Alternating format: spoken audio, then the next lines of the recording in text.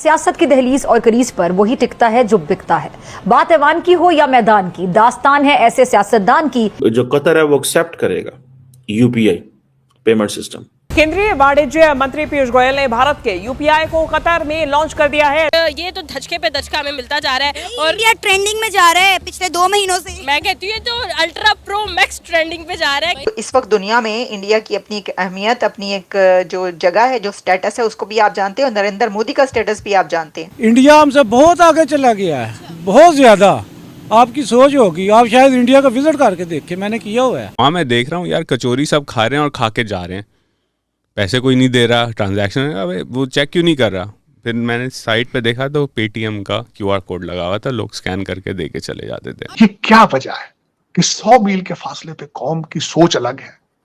मैं देख रहा हूं, मैं मेट्रो में गया हूं, एक सिगरेट बट नहीं देखा मैंने। आज चर्चा दोहा के लुलु मॉल में यूपीआई सिस्टम के लॉन्च की है।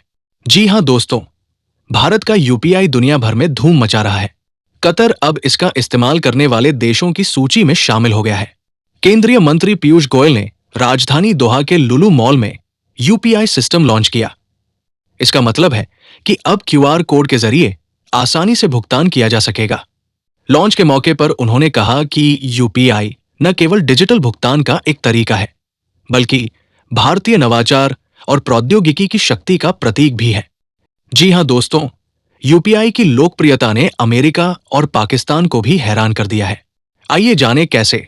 और केंद्रीय मंत्री पीयूष गोयल ने कतर में यूपीआई को लॉन्च किया। I am very delighted at the opportunity to launch UPI and UPI transactions, which is not just a technology solution, not just a digital payment solution, but has the potential to revolutionize trade between Qatar and India. It's the celebration of India's technology.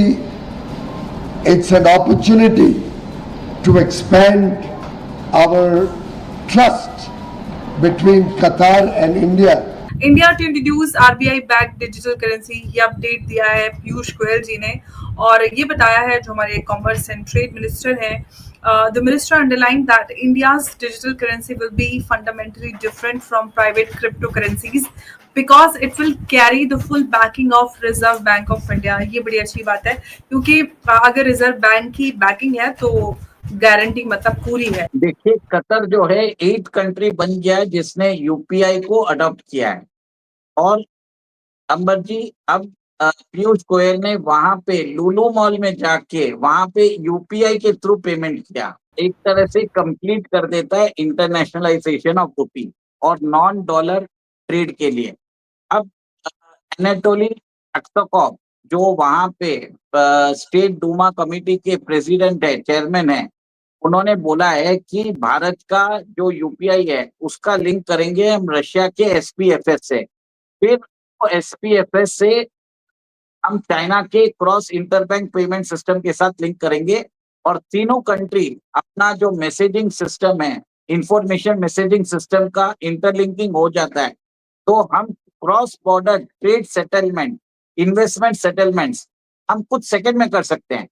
अभी क्या होता है, Swift system के अंदर जो messaging system use होता है उसके अंदर कम से कम 36 आवर्स लगता है। और अगर हमारा यूपीआई चाइना का जो मैसेजिंग सिस्टम है सीआईपीएस और रशिया का जो मैसेजिंग सिस्टम है एसपीएफएस, ऑटोमेटिकली अगर हम इंटरलिंक कर लेते हैं तो क्रॉस बॉर्डर पेमेंट सेटलमेंट में हमें कुछ सेकंड लगेंगे, 5 से 10 सेकंड, जो अभी 36 घंटे लगते हैं। इससे जो कन्वर्शन फीस होती है डॉलर की वो कम हो जाएगी, ट्रेड ईज हो जाएगा, लोगों को पैसा जल्दी मिलना चालू हो जाएगा और नॉन डॉलर ट्रेड हम कर पाएंगे। अब क्या होगा, जो ट्रांजैक्शंस होते हैं इससे क्या है, अमेरिका को सारी जानकारी मिलती रहती है कि इंडिया अगर हम डॉलर में ट्रेड करते हैं तो इंडिया और रशिया क्या ट्रेड कर रहे हैं, इंडिया और चाइना क्या ट्रेड कर रहे हैं, चाइना और रशिया क्या कर रहे हैं। अगर हम तीनों कंट्रीज आपस में हमारा खुद का पेमेंट सिस्टम जो बनाया है उसको कनेक्ट कर दें और उसी के अंदर हम cross border payment and settlement system करें, तो अमेरिका को कोई भी ट्रेड की जानकारी नहीं मिलेगी, वो अनोनिमिटी रहेगी। अभी देखिए, जैसे चाइना ने है सोयाबीन जो है उन्होंने अभी अमेरिका से नहीं ले रहे हैं, उन्होंने लिया है अर्जेंटीना से। अमेरिका को मालूम है कि कितना टन वो ले रहा है, क्या कौन से प्राइस में ले रहा है, कब लिया है, सब चीज मालूम है। तो अमेरिका क्या करता है, इसी डेटा को यूज करके वो चाइना और अर्जेंटीना को बोलता है कि आप इनसे ट्रेड मत करो, आप सोयाबीन मुझसे लो। अभी वो भारत को भी इसी इंफॉर्मेशन के द्वारा वो हमें, जब उनको इंफॉर्मेशन मिलती है तो वो हमें एक तरह से डिक्टेट करते हैं, हमारे सॉवरेनिटी को अफेक्ट करता है। इससे हम इंटरनेशनल डिजिटल सॉवरेनिटी के थ्रू बढ़ रहे हैं, रुपये का इंटरनेशनलाइजेशन हो रहा है। This is a complete thing. अगर ये हो जाता है तो हम रुपया जो है फ्यूचर में एक तरह से इंटरनेशनल ट्रेडिंग करेंसी बन जाएगा और इसके अंदर सेटलमेंट सिस्टम चालू हो जाएगा।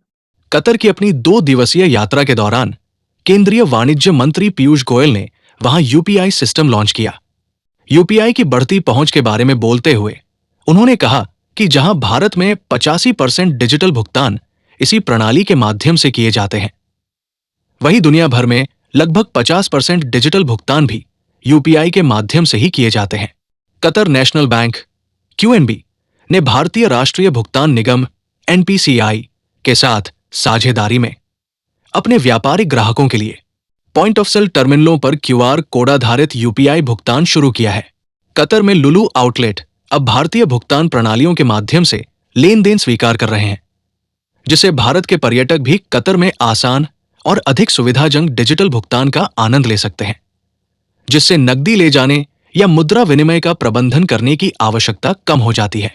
लुलू रिटेल के समूह निदेशक मोहम्मद अल्ताफ ने कहा कि दुनिया की वर्तमान भूराजनीतिक और आर्थिक स्थिति को देखते हुए कतर और भारत के बीच संबंध बेहद खास है। कतर ने विश्व स्तरीय बुनियादी ढांचा विकसित किया है, एक विश्व स्तरीय हवाई अड्डा है और एक खुला बाजार है जो भारतीय कंपनियों का स्वागत करता है। भारत दुनिया की सबसे तेजी से बढ़ती अर्थव्यवस्था है और भारत-तर संबंधों में उत्कृष्ट तालमेल है। ये एक पारंपरिक लेन देन वाला व्यावसायिक संबंध है और दोनों देश इसे आगे बढ़ाना चाहते हैं। भारत विज्ञान और प्रौद्योगिकी के क्षेत्र में तेजी से प्रगति कर रहा है और नए नवाचारों के विकास के साथ साथ काम भी तेजी से आगे बढ़ रहा है। ये देखना बाकी है कि भविष्य में ये कितना आगे बढ़ेगा, जो निस्संदेह अमेरिका और पाकिस्तान के लिए परेशानी का सबब बनेगा। कतर ने अब इंडिया को जैसे कहते हैं अनइंटरप्टेड चीजें होनी है। अब इंडिया के साथ पैसा भी आएगा, बिजनेस भी आएगा, कारोबार भी होगा और इंडिया का वो जो एक कंफर्ट जोन मिडिल ईस्ट में वो एनहेंस हो गया। देखें सीधी सी बात, सबसे बढ़कर चीज आपको लोगों को नहीं पता होगा, इंडिया का जो यूनिफाइड पेमेंट इंटरफेस है वो ऑपरेशनलाइज हो जाएगा। ठीक है जी। और इस चीज को आप ध्यान में रखें, जो कतर है वो एक्सेप्ट करेगा UPI payment system and they have agreed कि वो अपनी जो बायलैटरल ट्रेड है और सेटलमेंट है वो अपनी करेंसीज में करेंगे। हम एक ऐसा सिस्टम यूपीआई पाकिस्तान में क्यों नहीं लेके आते जिससे आम शहरी को फायदा होगा, जो परदेसी मुल्क से बाहर है उनको फायदा होगा। किन की है? इंडिया की है। हाँ, इंडिया की। और 20 से ज्यादा मुल्कों ने ले ली है। क्यों करें? हम अपने मुल्क की करें ना। एक ऐप अपनी भी बना सकते हैं। यस, तो हमारे स्टेट बैंक ने आज तक क्या बनाया हमारे लिए? स्टेट बैंक ने हमारे लिए तो सिर्फ हमारा पेट ही खाली किया और कुछ भी नहीं किया। हमारे अपने हमारा खजाना, हमारे अपने पैसे लूट लिए उन्होंने। स्टेट बैंक ने हमें कोई फायदा नहीं दिया। स्टेट बैंक ने, हालांकि वो आपको पता है पूरे मुल्क के अंदर पैसे की या इन्फ्लेशन को कंट्रोल करता है, हमारा वही बैंक गिरवी है। तो नहीं ऐसा है, हमारा जितना भी आप देखते हैं आपको भी इल्म ही है। डिजिटल पाकिस्तान का ख्वाब कभी पूरा होगा? नहीं, हमारे मुल्क में जब तक करप्शन नहीं खत्म होगी तब तक ये नहीं हो सकता। करप्शन का डिजिटल पाकिस्तान से क्या ताल्लुक है, ये भी बताएं। उसका ये मतलब है कि जब तक हमारी हुकूमत है, जब तक फौज नहीं चाहेगी, फौज ही चाहेगी, जिसको मर्जी बना दे हुकूमत, अगर डिजिटल आएगा वो सबको पता चलेगा। और देखिए, पेमेंट सिस्टम्स अगर आप डिजिटल करेंगे तो वो टैक्स में आएंगे, टैक्स नेट में। जब आपके 80% रिटेल कारोबार और बहुत सा होलसेल कारोबार टैक्स नेट से बाहर है, इनकम टैक्स की बात कर रहा हूँ मैं, सेल्स टैक्स वगैरह तो जो भी लाजमी है वो तो दे देते हैं, क्योंकि सेल्स टैक्स तो पास थ्रू टैक्स होता है। जो लिया वो आगे उसको दे दिया, उसको ग्राहक से वसूल कर लिया। लेकिन वो जब तक टैक्स के साथ इसको नहीं सोचा जाएगा तो डिजिटल पेनिट्रेशन नीचे की लेवल तक हरगिज नहीं आएगी। देखिए, भारत भी तो है ना, वहाँ के ठेले वाले टैक्स देते हैं ना बेटा। आपके ठेले वाला टैक्स नहीं देना चाहता, आपका सेट टैक्स देना नहीं चाहता, इनकम टैक्स, तो फिर क्यों होगी? कोई वजह बताएं मुझे कि क्यों हो इस चीज़ों के बावजूद। आपको वीडियो अच्छी लगे तो वीडियो को लाइक और शेयर कीजिए और चैनल को भी सब्सक्राइब कीजिए।